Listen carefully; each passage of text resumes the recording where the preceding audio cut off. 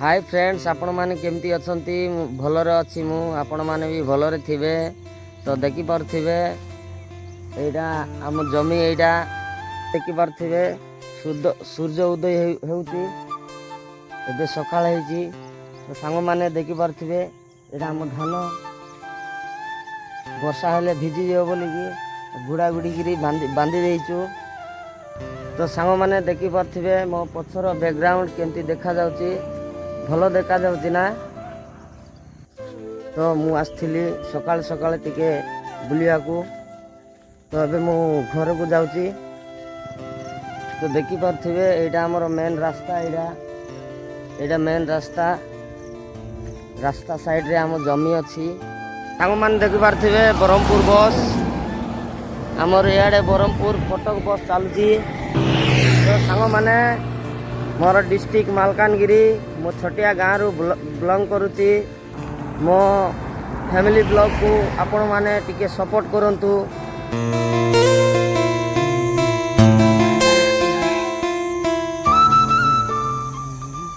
सांग माने आपण माने देखि पारथिबे एटा हम खुड़ी एटी अमृतभंडा काटचंती तरकारी बनाइबा पई। एटा हम घर, एटा हम नडिया गछ, बड़ बड़ नड़िया हब। एटा मो स्त्री पूजा दउची। एपट टिके देख लो सुंदरी, टिके देखे। हाँ, हमर सांग माने देखि पारथिबे एटा हमर रूम है। एटा हमर फैन देखि पारथिबे सांग माने। एटा मोबाइल चार्ज लगाइबा बोर्ड। एटी देखि पारथिबे मशीन गंता सिला होची। देखि पारथिबे एटा हमर ड्रेसिंग टेबल।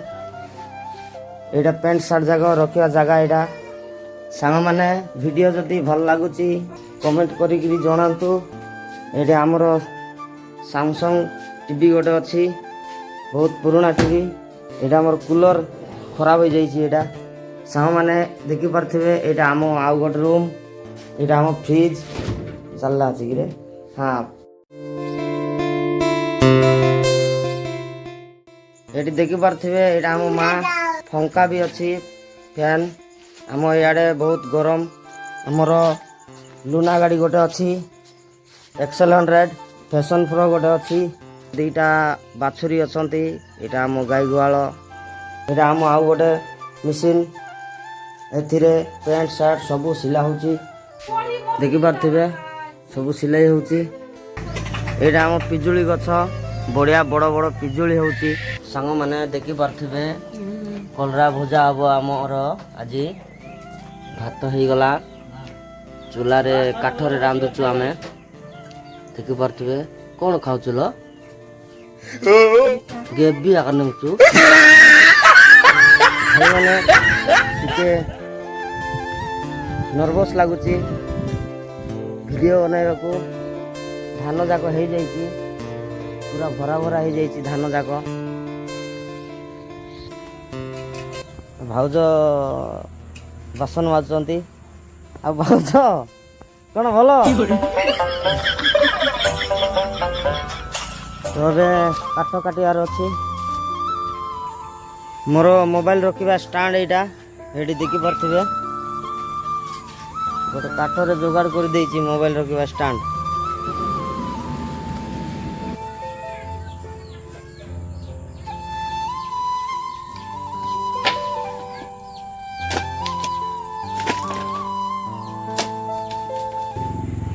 तो सांग माने एबे मु काठ फाड़ुची देखंतु।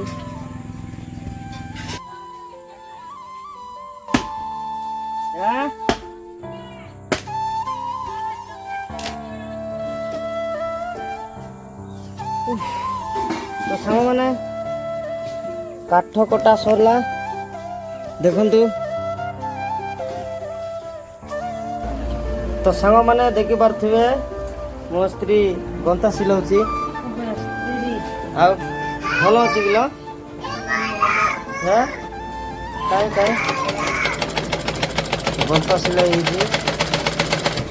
तो सांग माने देखि पारथिबे गंता सिलाई हेची।